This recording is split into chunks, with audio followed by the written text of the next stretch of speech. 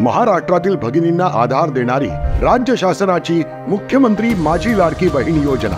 या योजनेअंतर्गत अल्प उत्पन्न गटातील 21 ते 65 वयोगटाच्या भगिनींना मिळणार दरमहा 1500 रुपयाची मदत। अर्ज करण्यासाठी 31 ऑगस्ट 2024 पर्यंत मुदतवाढ। कुटुंबाचं वार्षिक उत्पन्न 2.5 लाख रुपयांपेक्षा कमी असलेल्या महिला पात्र। कुटुंबाकडे पिवळं किंवा केशरी रेशन कार्ड असल्यास उत्पन्नाचा दाखला आवश्यक नाही। पांढरं रेशन कार्ड असेल किंवा रेशन कार्ड नसेल तर कुटुंबाचं वार्षिक उत्पन्न 2.5 लाखांपेक्षा कमी असल्याचा दाखला आवश्यक। योजनेसाठीचा ऑनलाईन अर्ज नारी शक्ती दूत ॲप वरून किंवा पोर्टलवर भरता येईल। ज्या भगिनींना ऑनलाईन अर्ज भरता येत नसेल त्यांच्यासाठी अंगणवाडी, ग्रामपंचायत, वॉर्ड ऑफिस, सेतू सुविधा केंद्रामध्ये किंवा आशाताई बचत गटाच्या CRP यांची मदत उपलब्ध। आता आपल्याला अभिमानाने म्हणता येईल, सुखी आणि सुरक्षित आहे माझी लाडकी बहीण। नाविन्यपूर्ण योजनेमधून आरोग्य व शिक्षण विभागावरती खर्च करणार असून ठाणे जिल्ह्याला सन 2024-25 या आर्थिक वर्षामध्ये भरघोस वाढीव निधी मंजूर झाला आहे, असं प्रतिपादन राज्य उत्पादन शुल्क तथा पालकमंत्री ठाणे शंभूराज देसाई यांनी जिल्हा नियोजन समितीच्या आढावा बैठकीमध्ये केले आहे। सार्वजनिक बांधकाम मंत्री रवींद्र चव्हाण, खासदार डॉक्टर श्रीकांत शिंदे, नरेश मस्के, विधान परिषद सदस्य निरंजन डावखरे, शिक्षक आमदार म्हात्रे, आमदार डॉक्टर बालाजी किणीकर, गीता जैन, संजय केळकर, प्रमोद पाटील, किसन कथोरे, जिल्हाधिकारी अशोक शिनगारे, त्याचबरोबर सहाय्यक जिल्हा नियोजन अधिकारी श्रीमती संगीता पाटील तसेच विविध शासकीय विभागांचे अधिकारी यावेळी उपस्थित होते। यावेळी पालकमंत्री देसाई म्हणाले की यावर्षी ठाणे जिल्ह्याला जिल्हा नियोजन समितीला मंजूर नियतव्यापेक्षा जास्तीचा वाढीव निधी देण्यात आलेला आहे। राज्यामध्ये ठाणे जिल्हा हा दुसऱ्या क्रमांकाचा जास्त निधी मिळणारा जिल्हा आहे। 2023-24 मधील खर्चाचा आढावा व 24-25 मधील खर्चाचे नियोजन याबाबत चर्चा या बैठकीमध्ये झाली।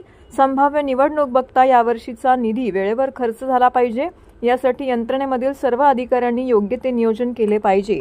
जिल्हा नियोजन समितीच्या निधीमध्ये कोणत्या प्रकारची कपात करता येणार नाही, त्यामुळे विहित वेळेत सर्व निधी खर्च झाला पाहिजे, यासाठी सर्व यंत्रणांनी प्रयत्न करावेत। नाविन्यपूर्ण उपक्रमांमध्ये आरोग्य व शिक्षण विभागावरती खर्च करण्यात येणार आहे। आज ठाणे जिल्हा नियोजन समितीची बैठक संपन्न झाली।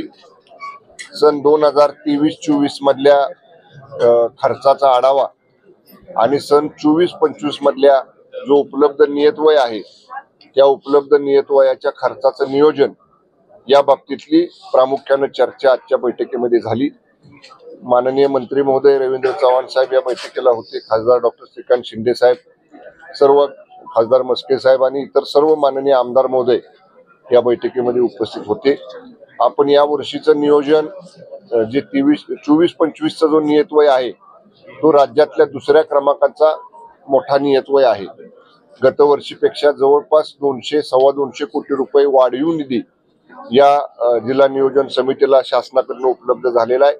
त्याच्याबद्दल पालकमंत्री म्हणून माननीय मुख्यमंत्री शिंदे साहेबांचे, फडणवीस साहेबांचे आणि माननीय अजितदादांचे मी पालकमंत्री म्हणून आभार मानतो।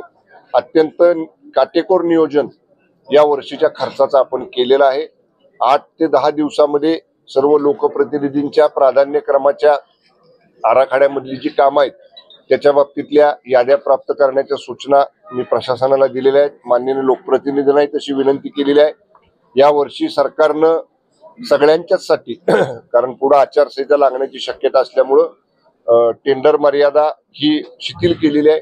त्यामुळे जी काही शिथिल केलेली टेंडर मर्यादा आहे त्याच्या अधीन राहून याद्या कामांच्या आल्या की त्याच्या प्रमा लगेच देणं, प्रमा दिल्या की ते टेंडर स्टेजला आणणं आणि टेंडर पूर्ण करून वर्क ऑर्डर ही सगळी प्रक्रिया 1 महिन्या ते 1.5 महिन्याच्या आत पूर्ण करण्याच्या सूचना मी आज प्रशासनाला दिल्यात। तसा निर्णय आजच्या बैठकीमध्ये झालेला आहे। काही नाविन्यपूर्ण उपक्रम जी गेल्या वेळी मी सांगितलं होतं तसं पूर्ण आरोग्य विभागाचा निधी जिल्ह्यामध्ये जेवढा उपलब्ध आहे तेवढा आणि शिक्षण विभागाचा निधी हा आपण स्मार्ट प्राथमिक आरोग्य केंद्र आणि मॉडेल मराठी शाळा या 2 योजनांवरती शिक्षण विभागाचा आणि आरोग्य विभागाचा निधी खर्च करण्याचा सर्वानुमते आज निर्णय झाला।